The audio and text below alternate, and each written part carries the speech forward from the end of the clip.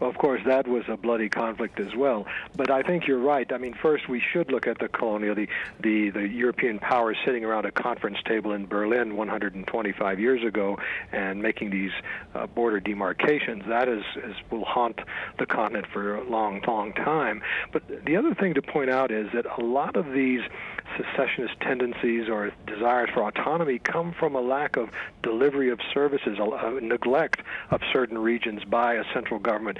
African governments still suffer from a great degree of centralization for the most part. Nigeria has embarked on federalism in an attempt to address that, very concerned. And of course, we very well know that they had a secessionist war years ago with Biafra.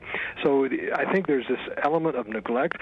In Zanzibar, for example, dissatisfaction with the government far, far away, historically not particularly tied, cultural ties not very strong to the particular groups in that area. Casamance is one where there really isn't a colonial division, but it has to do with distance and feelings of neglect. So perhaps the other lesson to be learned is for African leaders perhaps to try to address some of these deeper concerns about needing more service delivery, more attention from the center of the capital, and so forth. And perhaps this would diffuse some of these tendencies.